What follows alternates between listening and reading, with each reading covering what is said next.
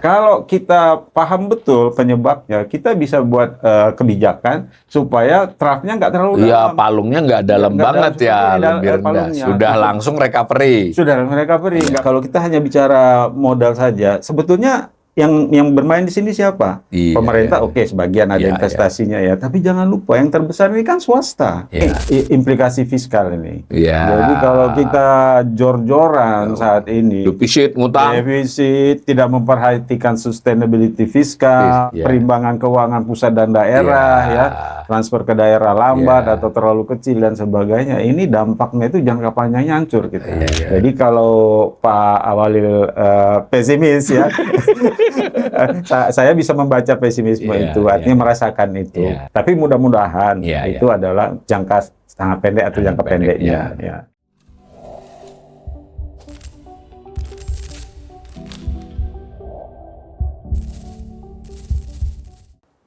Salam cerdas, Ibu, Bapak, Saudara-saudara yang saya hormati. Kembali berjumpa dengan saya di kanal Awalil Rizky dalam sesi Ngobrol Ekonomi. Saya sekali ini kembali kedatangan tamu istimewa yang sudah mungkin hampir 4 bulan, 5 bulan ya belum pernah kesini lagi. Kenalan saya, Profesor Dr. Hermanto Siregar. Assalamualaikum. Waalaikumsalam Pak Awalil. Tambah sehat kelihatannya nih Prof. Hermanto ini. Tadi saya dengan Prof. Hermanto off air sempat berbincang soal kesehatan, soal pola makan ya. Saya mencoba nanti insya Allah mengikuti beliau. Nah beliau saya datangkan udah beberapa kali janjian, maklum ini Pak Rektor ini cukup punya kesibukan. Beberapa kali kita reschedule karena saya merasa dalam perbincangan ekonomi di negeri ini, termasuk di kanal ini, Prof. Kok agak gimana ya, agak terlalu mengupas hal-hal jangka pendek gitu. Bukan berarti jangka pendek nggak penting, tapi kalau kita terlalu bicara jangka pendek, itu kadang kita melupakan jangka menengah, apalagi jangka panjang kita. Nah, saya teringat punya kenalan Prof. Hermanto Siregar ini, kalau saya tidak salah beliau ini dulu disertasinya ya tahun lampau tahun 98 atau berapa itu tentang teori bisnis cycle ya, siklus bisnis. Nanti kita dengarkan penjelasan beliau. Nah, jadi wah ini pas ini kalau mendatangkan beliau. Tapi sebelum itu mungkin kurang lebih beginilah, kan kita semua tiap hari ya, kanal ini juga selalu mendapatkan update, Prof, bahwa IMF, World Bank itu tiap 3 bulan ngupdate proyeksinya. 1 semester, 1 tahun, 2 tahun ya. Kemudian juga apalagi Indonesia lebih gila lagi. Yang dibicarakan pertumbuhan ekonomi triwulanan kan gitu. Tapi apapun, yang faktanya kan ada fluktuasi ya Prof ya dari angka-angka itu. Nah itu kalau dikaitkan dengan yang pernah Prof tulis itu dan juga mungkin informasi lainnya, itu kalau dilihat dari soal hipotesa bisnis cycle itu seperti apa gitu. Kemudian ini kan juga ya jadi kayak tautologi ya, bahwa kondisi tidak pasti. Kita kayaknya baca apa saja, ketidakpastian itu menjadi highlight. Bahkan paparan APBN kita tuh Bro, yang tiap bulan itu, begitu juga paparan Gubernur Bank Indonesia, itu yang di highlight pertama itu ketidakpastian. Loh, kalau begitu, kalau ketidakpastian terus-menerus kan berarti kepastian dong. Tapi saya pengen, karena saya pernah dengar ya pendapat dari Prof tentang hal-hal begituan, bagaimana sih kita memandang ketidakpastian di bidang ekonomi itu. Nah, apalagi ada aspek ketiga nih, Indonesia ini kan makin kesini makin terintegrasi ya Prof dengan ekonomi global. Jadi pengaruhnya apa sih kondisi itu? Nah, apa yang mesti kita perhatikan? Lalu apa rekomendasi bagi otoritas ekonomi kira-kira? Next, ini sekedar untuk pemirsa aja, bukan untuk Prof. Ini kan, nah nanti bener nggak ini saya tadi ngambil aja dari sekarang zaman AI kan ditanya yang keluar ini Prof. Apa ini? Secara umum pola ini apakah masih berlaku ya, artinya masih bisa dijelaskan dengan siklus bisnis, expansion, peak, recession, depression dan seterusnya lah, atau bagaimana membacanya. Jadi kemudian next, nah ini saya tadi sengaja baru mengunduh dari World Bank data, ini yang biru itu ekonomi dunia, pertumbuhan ekonomi ini presentasi. Nah yang hijau Amerika. Saya cuma tertariknya Amerika dengan dunia ini kok searah ya trennya. Kalau Indonesia digabungkan agak beda dikit.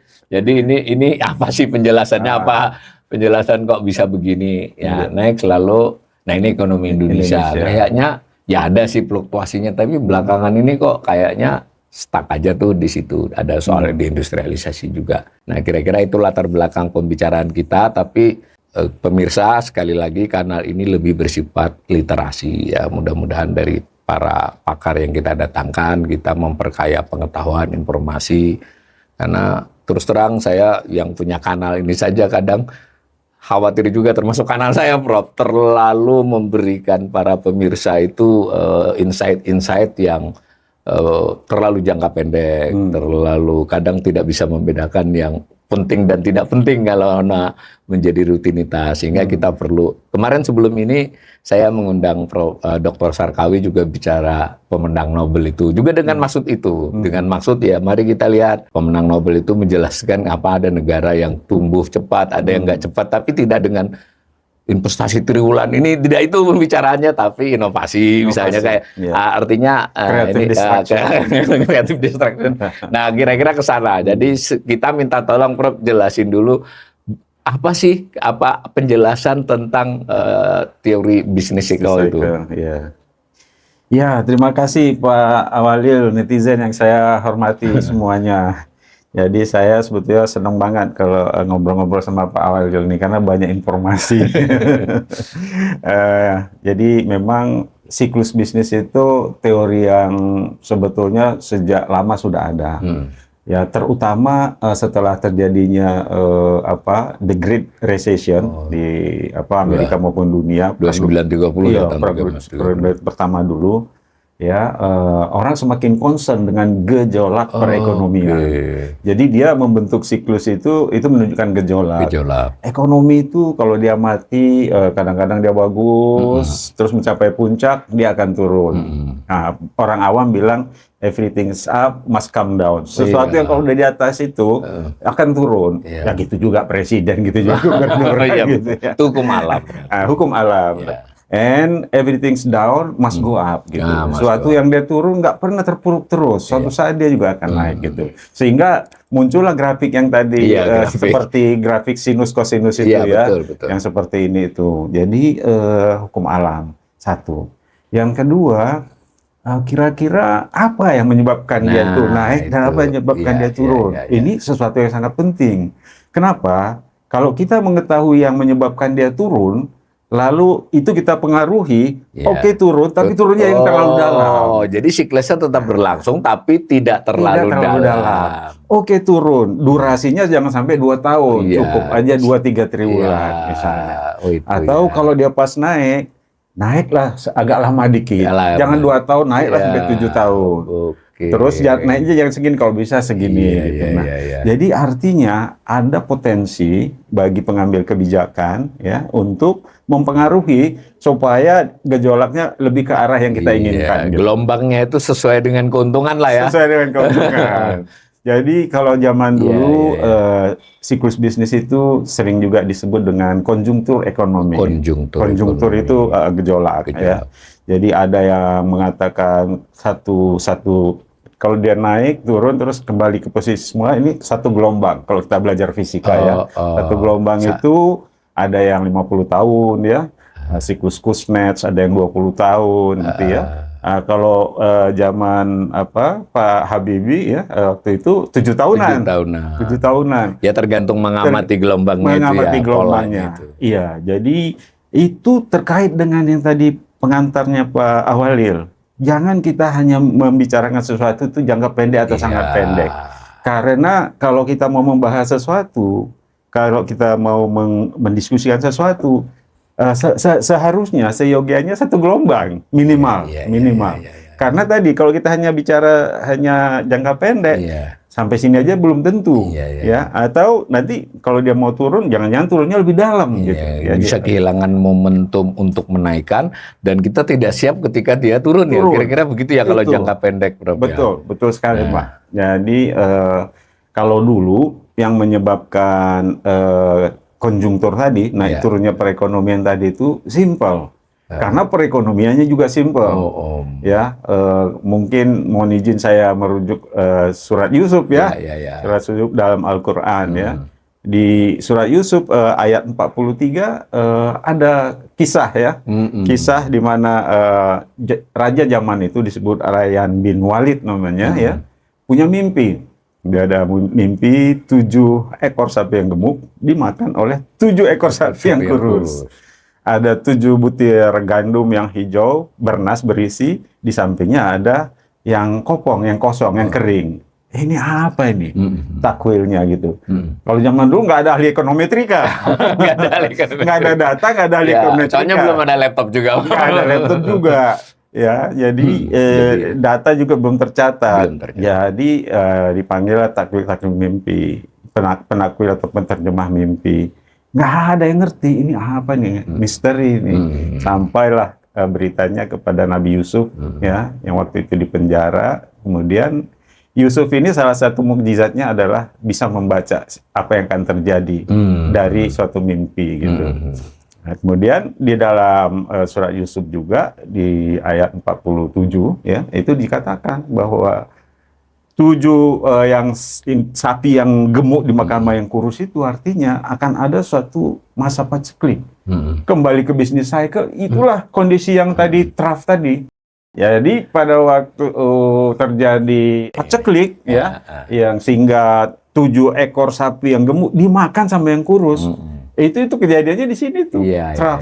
Dan itu dijelaskan di dalam Al-Qur'an. Ya, istilahnya. Iya, bahasa Indonesia palung ya. Palung. Benar, palung. Palung. Itu kondisi terdalam, terpuruknya satu ekonomi. Ya. Nah, pada zaman Mesir itu, ya, satu-satunya eksternal shock terhadap perekonomian itu adalah iklim.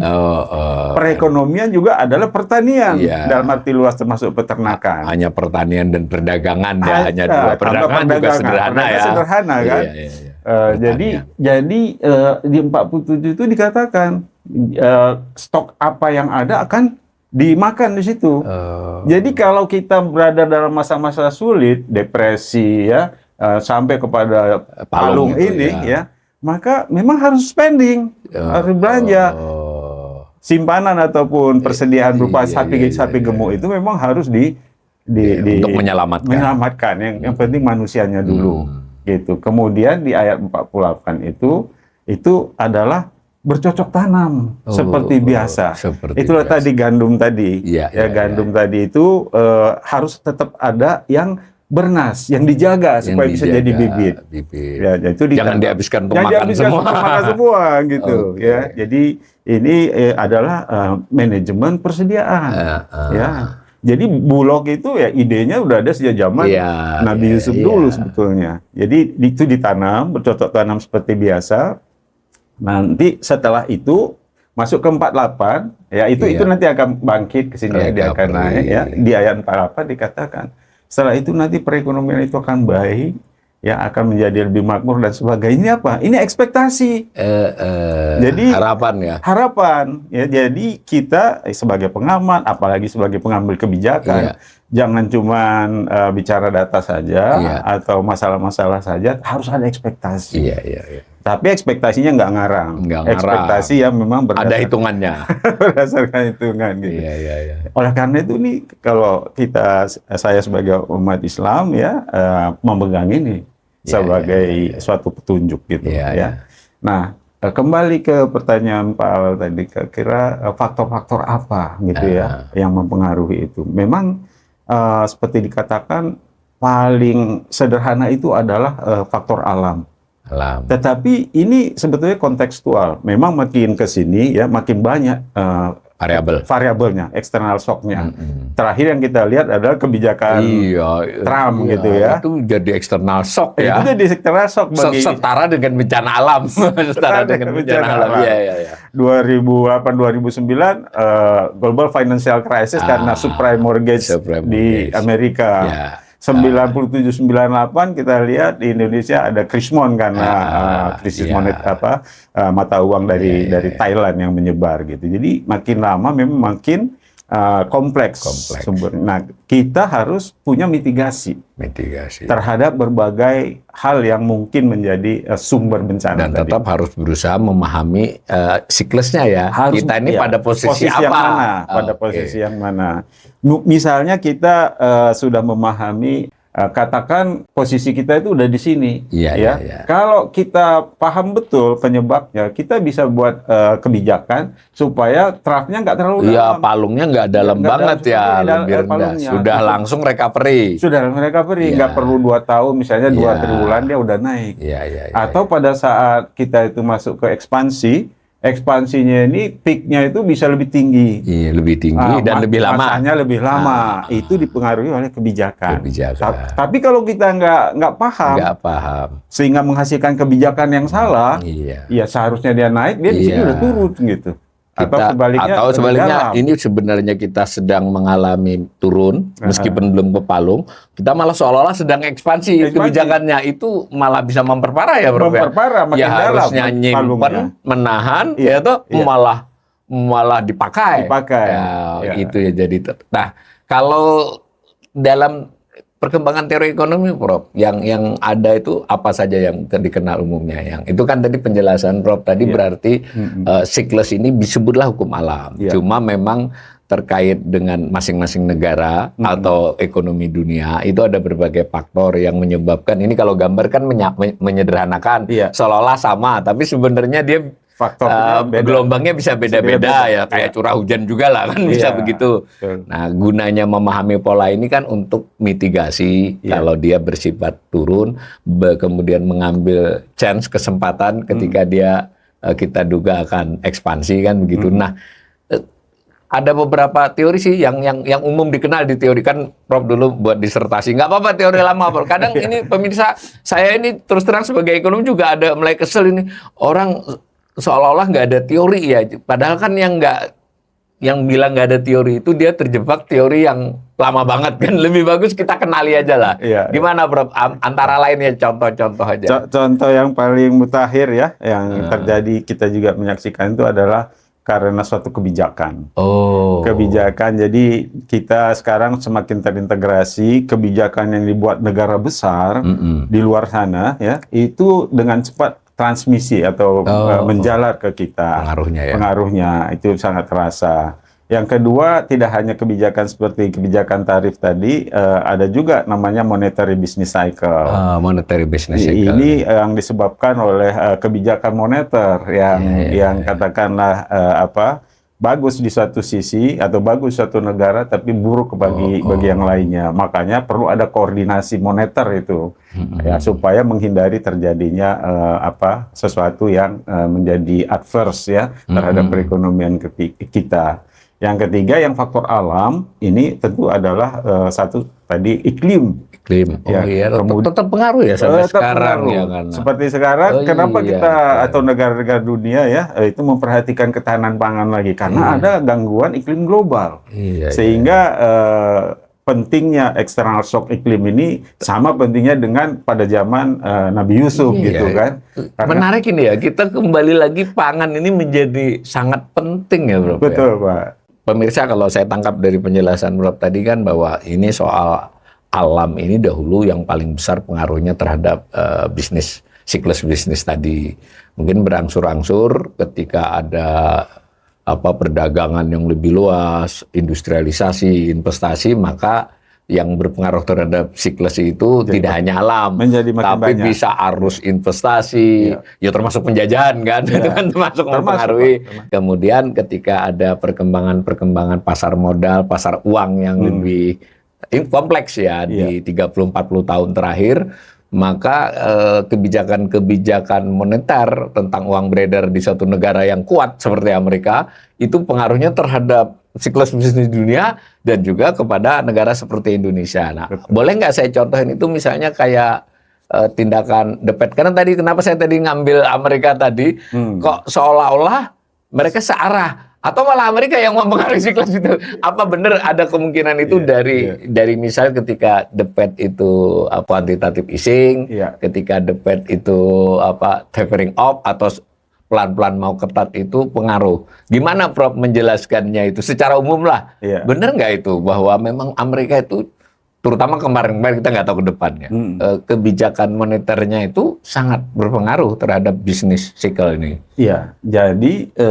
suatu perekonomian itu ya dibagi menjadi small economy dan large economy. Large economy. Indonesia itu termasuk small economy. Small economy tapi open. Tapi open, ya, open small economy ya. Small open economy, sehingga apa-apa gejolak ataupun shock yang terjadi di luar sana akan cepat masuk ke negara kita. Sebaliknya, kalau kita membuat suatu kebijakan seperti yang dibuat Tuan Trump itu nggak ada dampaknya bagi Amerika, Eropa. Andai kita yang melakukan. Andai kita yang melakukan, dianggap angin lalu. Seperti ada bis atau truk, kita naik sepeda, kita mau ngapain juga truknya antek aja gitu. Tapi truknya lewat, caranya gitu yang kira-kira seperti itu. Sedangkan Amerika Serikat, ini adalah large economy. Memang saat ini agak menurun sedikit. Iya, dari segi GDP memang China lebih besar dari Amerika. Tapi dari segi pengaruh kebijakan, dia masih tetap yang dirujuk. Masih tetap dirujuk. Jadi ini kita bisa lihat di sini bahwa dia sama dengan pola globalnya sama. Berarti ini bisa dibaca dia yang mempengaruhi dong. Dia yang sangat mempengaruhi. Kalau Amerika resesi, maka global juga resesi. Kalau Amerika bagus, dunia juga bagus gitu. Karena hampir semua pengambil kebijakan di negara-negara yang lain, baik large maupun kecil, mengacu dengan apa yang dia buat. Sebagai contoh yang Pak Awal bilang mengenai suku bunga The Fed. Kan? Siapa yang berani melawan membuat yang sebaliknya kan? Pasti rugi sendiri gitu. Ngikuti ya. Kayak gitu kita bungkus bagian itu. Nah, saya mengaitkan lagi dengan, kebetulan saya sempat baca sepintas sih. Itu juga ada faktor lain dalam bisnis ikan. Tadi kan kita sudah lihat alam, kita sebutlah ini, kita bilang duit lah ya, capital lah ya. Lalu katanya ada faktor lain lagi, Prof. Teknologi. Nah, gimana tuh jelasinnya? Kemajuan teknologi atau disrupsi atau apapun. Iya. Jadi yang namanya bencana alam, kekeringan panjang, itu adalah adverse shock yang buruk, shock yang tidak kita inginkan. Kalau teknologi itu adalah shock yang bagus. Jadi justru shock yang diinginkan. Yang kemarin pemenang Nobel kan bilang ada kalau sekedar teknologi itu penting tuh menentukan growth ataupun siklus bisnis, itu sudah zaman Solow. Robert Solow dapat Nobelnya itu dari pengaruh teknologi itu. Nah, yang terakhir itu dia bilang bahwa yang lebih penting lagi bukan teknologi, karena teknologi itu kan hasil. Dia bilang inovasinya. Jadi mana-mana negara yang mendorong inovasi yang tinggi melalui research and development dan sebagainya, maka dialah yang akan lebih baik dari yang lain. Yang satu lagi mengatakan selain daripada itu ada juga faktor creative destruction-nya. Kalau sesuatu itu sudah misalnya teknologi atau apapun ya, cara-cara berproduksi sudah lama seperti itu aja, dibiarkan stagnan. Harus ada sesuatu yang baru yang mendestruksi, merusak ini. Nah, itu disebut creative destruction. Dia nanti akan memimpin seperti AI belakangan ini. Jadi itu pun sama pentingnya. Nah, dengan bentuk shock yang diinginkan seperti ini, maka siklus naik itu bisa naiknya itu lebih panjang dan lebih tinggi dia. Mampu nggak kita buat seperti itu? Nah, ini makin menjawab pertanyaan saya di depan tadi ya. Ya, ini tidak bermaksud mengkritik siapa. Kita mengkritik kita sendiri lah ya, mengkritik wacana kita, introspeksi. Itu pemirsa. Jadi kalau pakai perspektif Prof. Hermanto ini dan teori siklus bisnis pada umumnya, kita itu yang paling utama justru harus memahami kita ini sedang berada pada posisi siklus yang mana. Mungkin tidak harus persis, tapi kan tahu ya. Dan kita juga harus bicara jangka menengah dan panjang, supaya dia bisa mitigasi jika dia peak-nya turun, kita akan bisa mempercepat kalau dia ekspansi dan memperlama situasi puncak kita. Tadi sudah disebut yang menonjol itu ada faktor ya, sebutlah alam ini bisa dikatakan ujungnya pangan lah ya, karena ternyata pangan ini tadi saya di off-air sudah berbincang dengan beliau juga, saya tanya-tanya kepada Prof, ini menarik ini. seolah-olah selama beberapa dekade yang lalu itu pangannya agak hilang jadi maskot pembicaraan, seolah-olah berganti kepada energi, berganti kepada ya tadi teknologi tetap wajar ya, digitalisasi. Ternyata belakangan pangan lagi kan, malah kalau kata Prof mungkin itu sejak zaman sebelum Masehi kan, zaman Nabi Yusuf. Jadi artinya kan ini tetap kita hitung, meskipun tadi yang namanya teknologi ditambah dengan kembangannya soal inovasi, ini penentu juga siklus ini kan Prof ya. Lalu kita juga tidak menutup mata bahwa faktor arus kapital itu penting juga. Nah, tetapi kalau kemudian Indonesia hanya utak-atik, kesannya kan utak-atik kapital aja nih Prof. Kalau saya nggak salah tangkap nih. Jadi capital pun very short run gitu loh, bahwa harus masuk investasi di triwulan ini. Padahal kalau begini kan modal tidak hanya soal modal asing toh, akumulasi capital kita sendiri kan, bener nggak Bro? Bener. Nah jadi kalau dari sisi ini ya tanpa bermaksud mengkritik siapapun lah, Prof bagaimana sih melihat sebetulnya kita ini, ekonomi kita ini sedang pada masa apa kalau tadi loh, kalau siklus tadi, dan mestinya ya faktor-faktor apa yang harus kita cermati dan kemudian rekomendasi gimana itu Bro? Mungkin bisa yang palung tadi. Ini pertumbuhan ekonomi Indonesia. Pertumbuhan ekonomi Indonesia. Nah, satu lagi. Jadi pada waktu kita memasuki pandemi, inilah terjadi resesi, terus depresi, palungnya di sini. Iya, palungnya. Nah, kemudian recovery. Jadi kita ini sebetulnya masih berada pada periode recovery. Nah, recovery ini mestinya kita naik lagi jadi ekspansi. Pak Prabowo kan ingin 8%, ya. Ya, keinginan itu benar lah ya kalau berdasarkan pola. Wajar lah gitu ya. Tetapi kan memang ini pada periode presiden yang lalu justru dia ekspansi yang gagal. Jadi dia baru recovery, dia udah turun stagnan. lagi. Turun terus stagnan di sini. Nah, kayak suatu bola yang bergulir. Kalau bola bergulir, kalau dia masih bergulir, kita kasih sedikit energi, dia bergulirnya cepat, ringan saja kita kan. Kita kurang mampu mengambil momentum itu kemarin. Iya, di sini udah sempat stagnan. Kalau udah sempat stagnan seperti bola udah sempat diam. Untuk mendorong lebih cepat, energi yang lebih besar. Karena logikanya 25-26 ini malah potensinya lebih rendah dari 24. Itu yang diramalkan oleh beberapa lembaga. Meskipun pemerintah masih optimis ya, tapi IMF, Bank Dunia di bawah 5 semua tuh. Iya, jadi boleh juga pemerintah mengatakan kita harus optimis, tapi konsekuensinya effort atau energi yang dibutuhkan untuk mendorong bola ekonomi ini harus lebih besar. Ini gunanya memahami siklus bisnis ya. Betul Pak. Jadi kalau enggak, kita khawatir dia turun lagi Pak di sini. Turun lagi. Jadi bagaimana mengupayakan supaya ini dia naik lagi, naiknya tinggi dan lama, baru turun. Itulah nanti yang diinginkan Pak Prabowo, 8% itu bisa dicapai.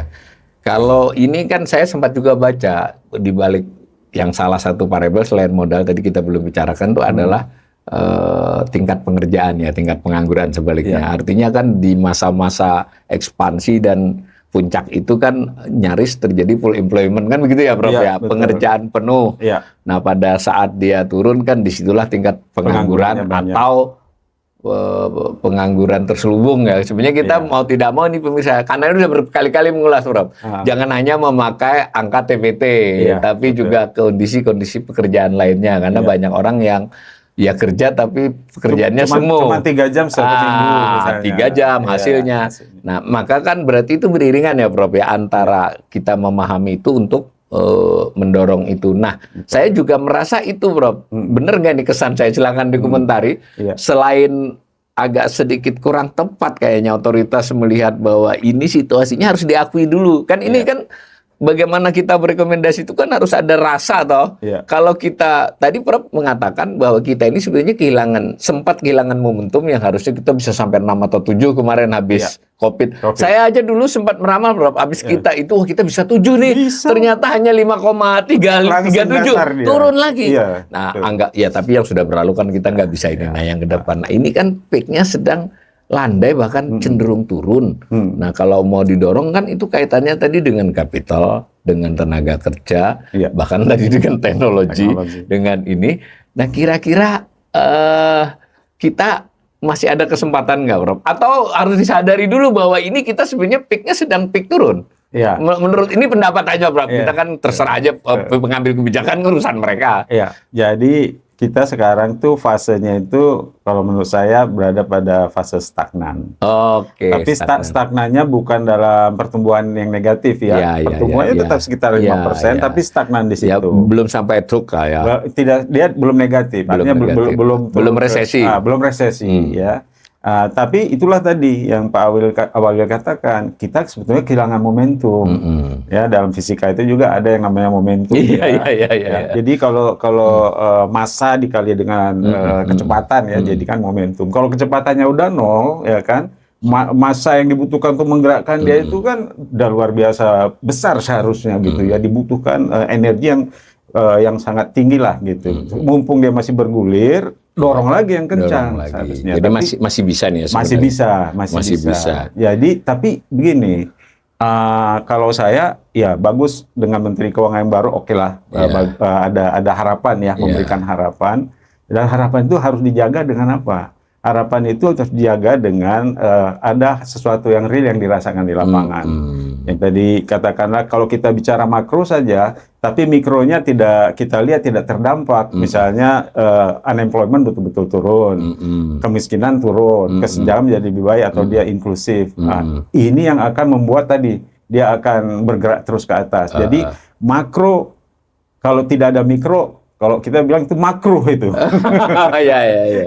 Makro, kemajuan makro harus disertai dengan kemajuan-kemajuan di aspek mikronya. Gitu. Karena harusnya makro itu agregat mikro ya. Agregasi daripada mikro. Ya, agregasi. Kalau ternyata makronya seolah-olah masih baik, sebagian mikronya tampak buruk, berarti soal ketimpangan dong. Ada yang tumbuhnya terlalu kenceng. Nah, inilah tadi bahayanya yang tadi Pak awal ada singgung.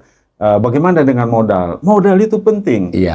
Sering juga dikatakan modal dasar gitu kan. Modal itu penting. Tetapi harus dipastikan distribution efeknya. Nah, satu. Kemudian yang kedua, kalau kita hanya bicara modal saja, sebetulnya yang bermain di sini siapa? Pemerintah oke, sebagian ada investasinya ya. Tapi jangan lupa yang terbesar ini kan swasta. Salah satu penyebab tadi siklus bisnis tadi itu juga perilaku swasta. Perilaku swasta. Swasta yang dia itu tidak mau melakukan inovasi, yang dia cenderung ekstraktif saja mengambil sumber daya alam dan berburu rente. Dua kan? Ya, itu tidak ada inovasi. Tidak ada inovasi itu jatuhnya ke jangka sangat pendek. Pada saat dia masuk, oke, ada sedikit gejolak. Habis itu dia nggak bernampak apa-apa terhadap yang lain-lain itu. Tetapi ini yang kita khawatirkan. Ini yang kita khawatirkan. Tapi kalau dia didorong untuk berinovasi, untuk dia kreatif, tidak merusak lingkungan, untuk dia kreatif yang tumbuh jangan dia sendiri ya ini justru yang harus didukung juga sama pemerintah. Buat kebijakan supaya dia itu melakukan inovasi. Seperti itu. Itu kan berarti harus menumbuhkan iklim, Prof. Karena kalau iklimnya ketidakpastian, ya pengusaha juga nggak bisa disalahin. Dia kan ambil risiko. Gua nggak mau lama-lama nih aku yang penting yang jangka pendek ini saja. Dapat keuntungan pergi dia. Jadi karena faktor itu ya, dan ini pemirsa kanal ini dengan narasumber yang lain juga sudah beberapa kali mengungkapkan bahwa modal kita sekarang ini lebih banyak bersikutat di ekstraktif sama di sektor keuangan yang hasilnya itu rent seeking lah ya, rente kan. Ya kita tidak bisa menyalahkan sebetulnya. Gampang datang, gampang pergi. Jadi jangan sampai ya betul modalnya tertarik karena mohon maaf nih ada dana antara lah, ada insentif perbankan lah, ada insentif hilirisasi di sektor terbatas ya. Maka masuklah dia. Kalau itu madu-madunya itu habis, dia pergilah dia. Maka dia hanya akan membangun ya 1, 2 tahun, 3 tahun. Maka tidak menjalani tadi siklus bisnis tadi kan. Kira-kira begitu ya, Prof ya. Sehingga yang tadi disinggung Pak Awalil, ini penganggurannya kok nggak berkurang-berkurang. Mestinya kan kalau pertumbuhan ekonomi itu positif kan penganggurannya berkurang kan. Nah ini kan nggak berkurang-berkurang karena nggak menetes sampai kepada sektor-sektor mikro tadi. Nah, saya masuk ke topik yang saya tahu juga Prof mendalami banget dan masih terkait dengan tadi. Tadi seperti kita dahului kan sekarang ini kelihatannya pangan menjadi komoditas nomor 1 lagi nih di dunia. Saya bahkan menyederhanakannya sejauh yang saya lihat dari perbincangan. Udah ngatasi senjata ini, Prof. Dulu kan sempat tuh 20-30 tahun yang lalu itu senjata jadi perbincangan paling utama kan. Sekarang kembali ke pangan. Bahkan kita sempat terlepas nih soal energi terbarukan, listrik ini masih sangat menjadi salah satu pembicaraan, tapi tiba-tiba pangan menyalip ini. Nah, kelihatannya begitu kan, Prof ya. Nah, yang terkait itu Indonesia sudah benar narasinya nih, swasembada pangan, ketahanan pangan, dan kita pernah mengundang Prof juga bicara itu. Nah, pendapat Prof sejauh ini tanpa bermaksud menyala-nyalakan siapa, apa kita atau tadi pakai ya tanda petik ya kita mengambil ibrah dari Nabi Yusuf tadi, kita melakukan nggak dalam 1-2 tahun ini upaya untuk memperkuat pangan kita itu dalam konteks teori siklus bisnis loh, nggak hanya soal gudang Bulog penuh saja kan? Gimana, Prof? Boleh apa saja tentang pangan itu pandangannya? Jadi kalau prioritasi kebijakan, artinya pemerintah menetapkan pangan sebagai prioritas itu udah betul. Betul banget. Ya. Jadi pilihan kebijakannya sejak di periode akhir pemerintah yang lalu dan diperkuat lagi dengan pemerintah Pak Prabowo itu sudah ke arah pangan. Tetapi suatu prioritas belum tentu efektif, ya, belum tentu efektif. Jadi kalau ibrah dari kisah Nabi Yusuf tadi itu, surat Yusuf ayat 48 itu bercocok tanam, ya, kemudian kita juga ada membuat stok yang baik, gitu ya, atau ke-47-nya yang sebelumnya pada saat dimana masa-masa sulit itu datang, ekonominya resesi dan sebagainya, harga pangannya misalnya tinggi. Stok itu menjadi kunci, ya. Jadi kalau kita mempunyai stok yang tinggi, ya, yang cukup banyak, kemiskinan masih banyak, Bulog jangan nyimpan-nyimpan. Bulog harus menyalurkan. Ya. Ini cukup menarik, Prof. Malah ada laporan sekian puluh ribu ton busuk itu kan menarik. Ya. Jadi saya lihat ada dua sisi daripada pangan ini. Satu sisi memproduksi, yang satu adalah sisi ketersediaan dan utilisasi. Utilisasi. Ketersediaan dan utilisasi. Nah, kalau dari segi memproduksi, jujur kita berdasarkan data, ya, memang terjadi kenaikan produksi yang cukup signifikan. Ya, makanya tadi beras terutama beras, ya, jagung juga lumayan. Juga, makanya ketersediaan menjadi tinggi. Tapi ketersediaan tadi itu kan bukan hiasan. Kita berbangga dengan katakanlah, produksi kami banyak, ketersediaan kami banyak sekian, ya. Tapi justru itu harus kita gunakan untuk membantu tadi. Jadi yang distribusinya harus lebih bagus. Kemudian satu lagi ada utilisasi. Utilisasi ini membutuhkan food education. Pendidikan pangan dalam hal utilisasi. Di negara maju jangan asal makan saja. Jangan asal makan aja. Nanti gendut seperti saya gitu kan. Untuk sudah sehat kembali. Udah normal. Jadi ya kita boleh ambil teladan dari negara mana saja, ya. Yang saya pernah pelajari dan saya ikut juga workshop suatu saat, ya, beberapa tahun yang lalu itu adalah Jepang. Jadi di sana food education itu diterapkan sejak pendidikan usia dini. Sejak dia itu di TK, dia harus apresiasi dengan apa yang namanya pangan. Kemudian dia harus tahu mana yang boleh dia makan, mana yang enggak, gitu. Karena yang dijual, apalagi di negara berkembang kayak kita, bisa apa saja, gitu ya. Sehingga intake pangan mereka itu adalah yang berimbang dan menuju sehat. Bukti outcome-nya apa? Manusia di Jepang usianya panjang-panjang. Tim sepak bolanya bisa ngalahkan Brazil, gitu kan. Karena orangnya kakinya kuat-kuat. Jadi dia makan yang sehat, kemudian olahraga yang cukup umpamanya. Ya, oleh karena itu terbentuklah manusia yang sehat, yang berdaya saing dan produktif. Kalau dia bekerja di satu sektor, misalnya produktivitas rata-rata sekian, negara yang lain dia produktivitas lebih tinggi. Ini ultimate outcome-nya itu kepada produktivitas. Jadi pangan nggak hanya kita lihat hanya dengan memenuhi kebutuhan pangan saja, lalu cuma dibutuhi saja, tapi juga harus perlahan kebijakan kita, termasuk pendidikan kita, mengarah kepada utilisasi yang tepat ya. Betul. Tapi kita jauh alih-alih dari ke situ, Prof. Yang nggak makan aja banyak masih. Bagaimana? Ini saya terus karena ini stok banyak, ya. Tapi ada informasi harga masih sulit diturunkan. Artinya kan dari sisi pihak yang utilisasi ini kadang entah terkendala geografis, entah terkendala daya beli kan. Artinya kan utilisasi jauh loh dari yang dimulai Prof tadi. Yang ini masih masalah kan kalau menurut Prof, yang bahwa kita belum bisa menyebarkan pangan ini kepada seluruh lapisan masyarakat dan seluruh daerah. Jadi gini, workshop yang saya ikuti mengenai food education itu 20 tahun yang lalu. Alhamdulillah kita tidak bergerak sejak food education-nya. Jadi artinya apa? Dan di situ ikut juga otoritas-otoritas pemerintah pada workshop itu. Jadi secara simultan harus kita lakukan. Simultan. Jadi produksi ini memang harus kita genjot. Alhamdulillah sudah cukup bagus ya. Pendidikan pangan ini sejak TK, SD, SMP terus dicanangkan, ya. Jadi diversifikasi itu, yang ini sering salah kaprah nih. Diversifikasi itu bukan sekedar menghasilkan sesuatu yang berbeda-beda, tetapi juga mengkonsumsi sesuatu berbeda-beda sehingga balance. Jadi kita jangan juga beras melulu ya. Beras melulu sebagai sumber karbonnya misalnya. Nah, kemudian satu faktor yang sangat penting yang tadi Pak Awalil singgung itu adalah kenapa sudah tersedia berasnya, sudah ada stoknya lumayan, tapi kenapa harganya masih tinggi? Ini terkait dengan akses, Jadi kalau harga itu tinggi, itu menunjukkan tadi tidak lancar nih distribusinya, ya meskipun di sisi hulu itu sudah diproduksi banyak, stok gudang juga di gudang ada barangnya, tetapi nggak lancar ke ke seluruh penjuru pusat-pusat konsumen sampai ke luar daerah. Kalau itu lancar aksesnya,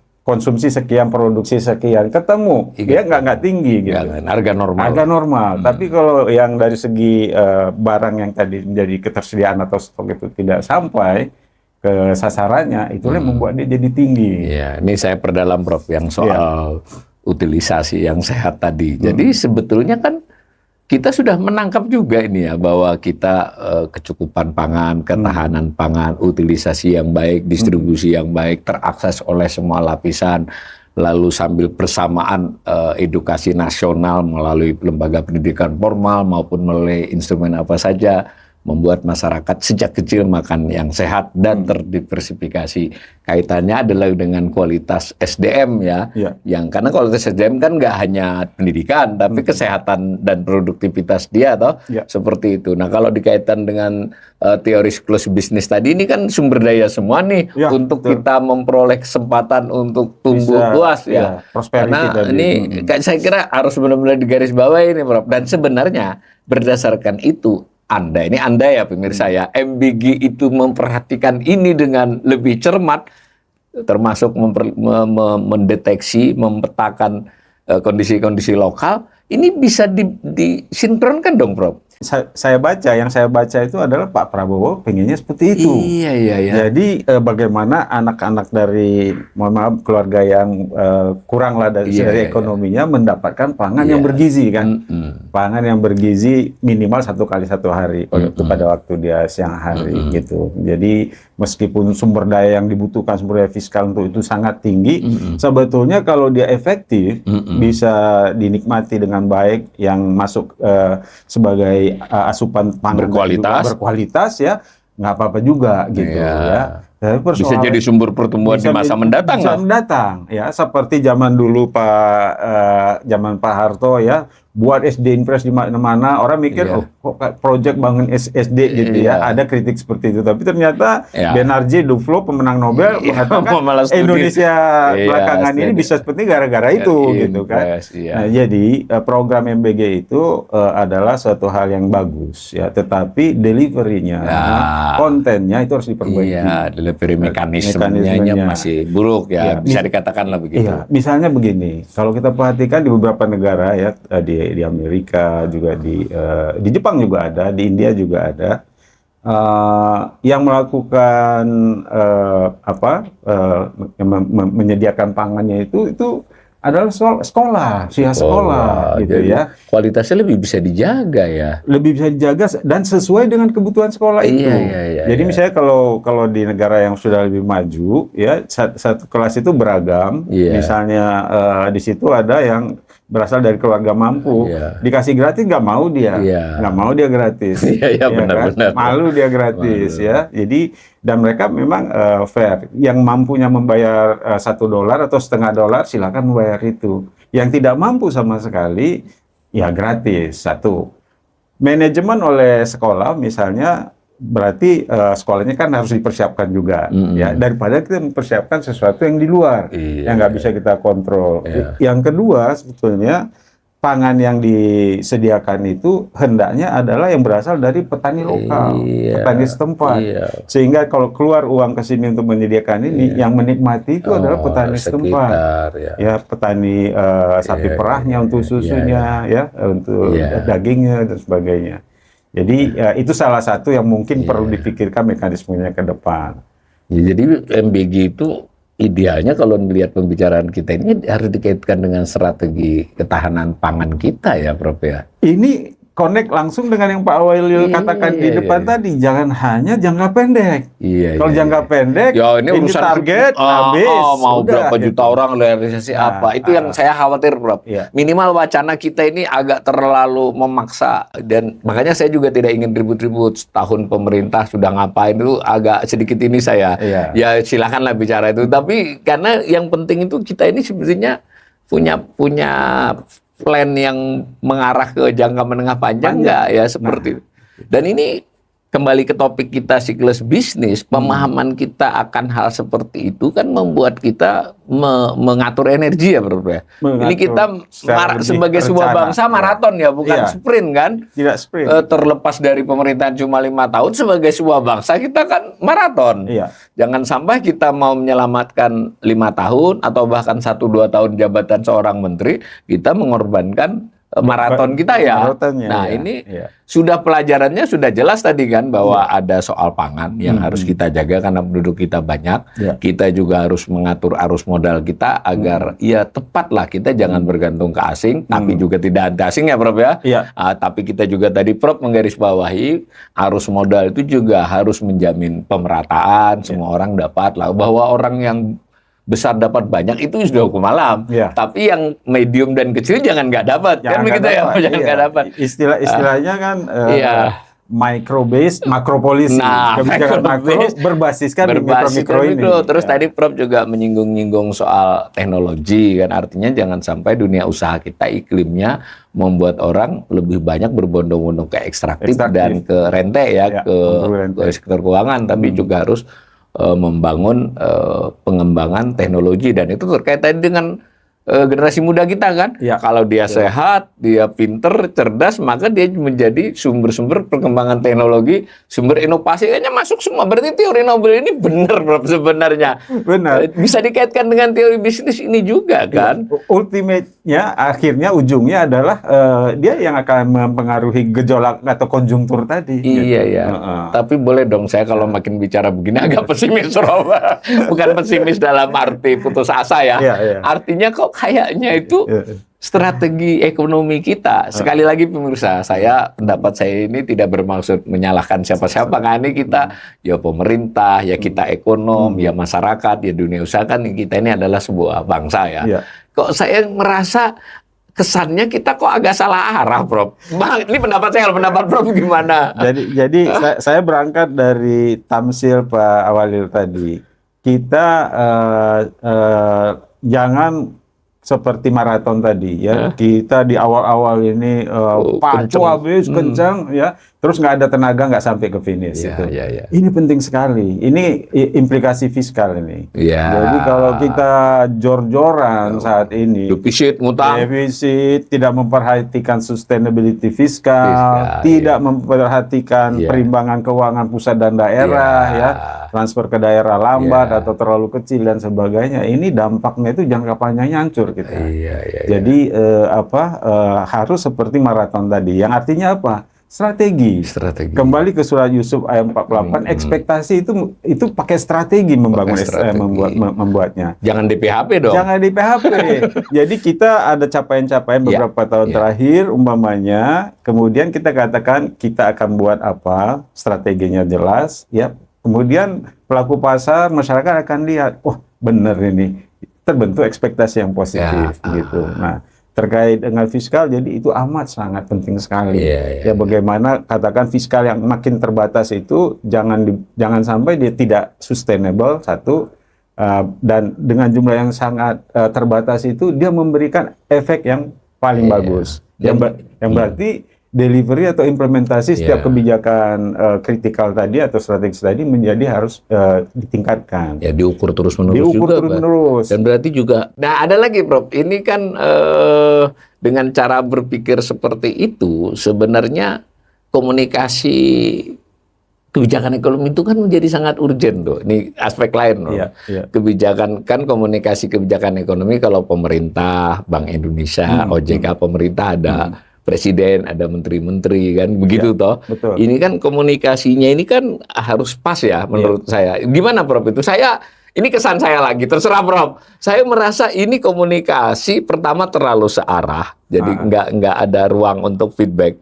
Kedua, kok yang cara sudut pandang ini yang baik-baiknya terlalu dilebihkan, yang kurang baiknya itu disamarkan. Ini kesan saya loh, Prof, gimana menilainya? Kalau kita terlalu banyak makan yang manis, lama-lama diabetes. Nah, ini bagus nih. Penyakit yang muncul gitu kan. Betul. Jadi gini, dalam ekonomi juga ada variabel-variabel atau indikator ekonomi pokok itu yang disebut self-fulfilling prophecy. Oke. Self-fulfilling prophecy itu profesi ya, kenabian gitu ya.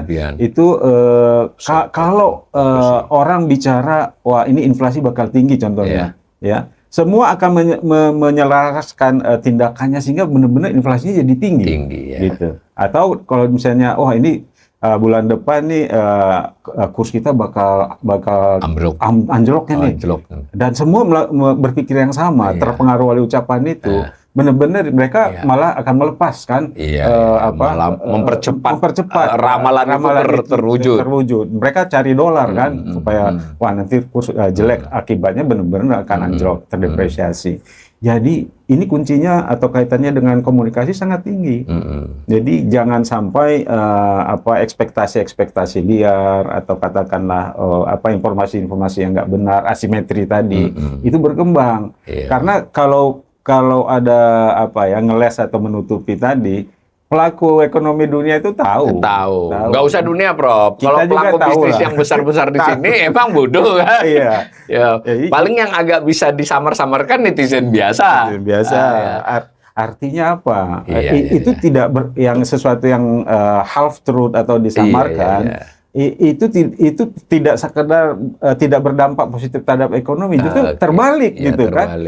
Ini kebijakan nggak bisa dipercaya misalnya. Jadi pemerintah ya atau siapapun otoritas ya haruslah dia mempunyai komunikasi yang baik. Ya, optimis harus karena dia otoritas. Betul. Ya, yang jelas rasional masuk akal. Jadi dengan terbentuknya ekspektasi kan orang trust. Kalau orang trust, apa yang digariskan pemerintah kan dirujuk ya gitu kan, dirujuk untuk kebijakannya. Maka beberapa variabel tadi itu self-fulfillingnya itu benar-benar ke arah yang diinginkan. Kita berharap ya ini terus diperbaiki. Nah, sebagai penutup Prof, ini pendapat saya loh, Prof boleh sependapat boleh nggak?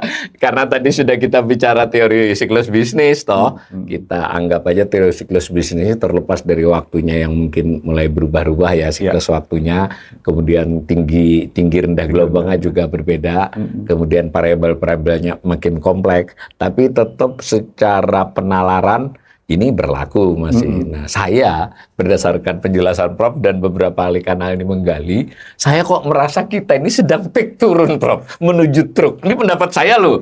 Maka menurut saya pemerintah itu daripada membuat kebijakan-kebijakan yang seolah-olah kita sedang ekspansi, kan jadi lain sekali nih logikanya. Lebih bagus memitigasi turunnya agar tidak lama-lama turunnya. Ini saya, Prof, bagaimana? Ini penutup, Prof. Jadi saya jawab dengan analogi lah Pak. ekonomi kita harus diperbaiki, harus diberi obat, ya, harus diberi obat. Obat ini kadang-kadang pahit, ya. Jadi pahitnya obat itu kadang-kadang berdampak jelek juga mungkin. Secara opini lah.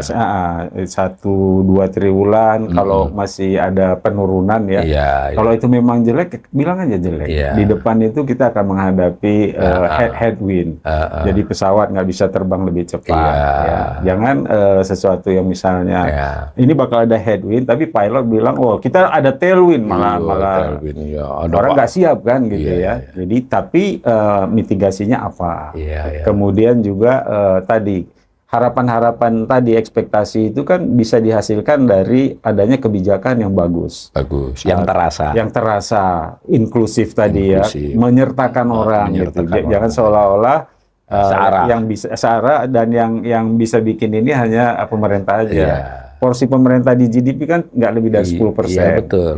Justru masyarakat konsumsinya 60%, ya, investasi dan sebagainya. Jadi semua pihak ini harus benar-benar bisa diorkestrasi sehingga dia bergerak ya menuju yang diinginkan. Jadi kalau Pak Awalil pesimis ya, saya bisa membaca pesimisme itu, artinya merasakan itu. Karena bukan cuma Pak Awalil, banyak kita akuin lah banyak teman-teman yang seperti itu ya. Tapi mudah-mudahan itu adalah jangka sangat pendek atau jangka pendeknya. Jadi Pak Prabowo dan timnya mudah-mudahan bisa menyiapkan tadi kebijakan yang kredibel. Kalau kita lihat rencana atau kebijakan yang kredibel, kita kan, wah ini bagus ini. Ya. Kemudian deliverynya buktinya gitu kan. Begitu ya pemirsa, kita perbincangan dengan Prof. Hermanto Siregar, kita mengenal teori bisnis cycle, siklus bisnis yang secara jelas tadi Prof mengatakan sebenarnya masih berlaku, tentu dengan beberapa penjelasan baru ya, karena dulu ada beberapa teori terbarunya, tetapi memang terasa dari perbincangan ke beliau tadi.